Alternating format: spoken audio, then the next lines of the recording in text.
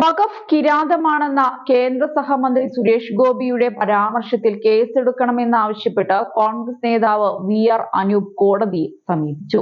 പരാതി നൽകിയിട്ടും വയനാട് കമ്പളക്കാട് പോലീസ് കേസെടുക്കാത്തതിനെ തുടർന്നാണ് കൽപ്പറ്റ കോടതിയെ സമീപിച്ചത്.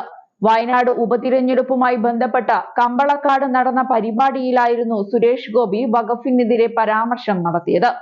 സംഭവം നടന്ന നവംബർ 9-ന് കമ്പളക്കാട് പോലീസിനും വയനാട് എസ്.പിക്കും അനൂപ് പരാതി നൽകിയിരുന്നു. എന്നാൽ ഇതുവരെയും കേസെടുത്തില്ല.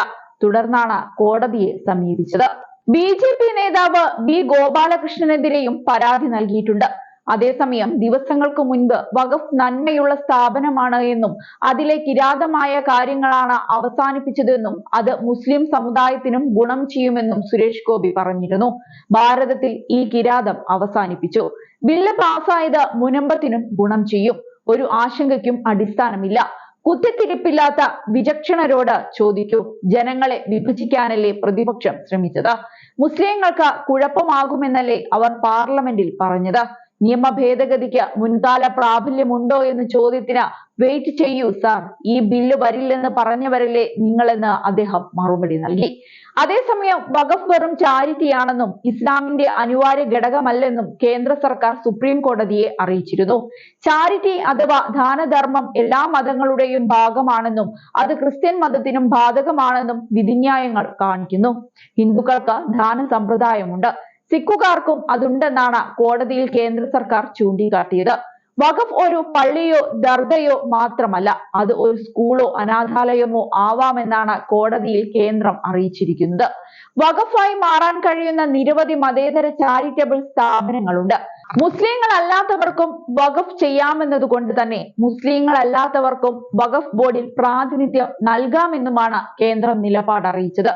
മുസ്ലിം വിഭാഗം വാദങ്ങൾ ഉന്നയിച്ചതിന് ഒരു ദിവസത്തിന് ശേഷം കേന്ദ്രത്തിനു വേണ്ടി ഹാജരായി തന്റെ വാദങ്ങൾ അവതരിപ്പിച്ച സോളിസിറ്റർ ജനറൽ തുഷാർ മേത്ത വിവാദപരമായ വഖഫ് ബൈ യൂസർ നയപ്രകാരം വഖഫ് ആയി പ്രഖ്യാപിക്കപ്പെട്ട സ്വത്തുക്കൾ തിരിച്ചുപിടിക്കാൻ കേന്ദ്ര സർക്കാരിന് നിയമപരമായി അധികാരമുണ്ടെന്നും പറഞ്ഞു.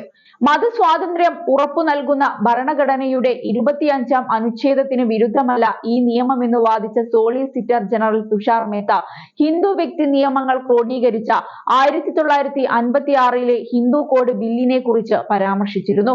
അടുത്തിടെ പാർലമെന്റ് പാസാക്കിയ വഖഫ് ബില്ലിൽ ഇപ്പോഴും ചർച്ചകൾ തുടരുകയാണ്.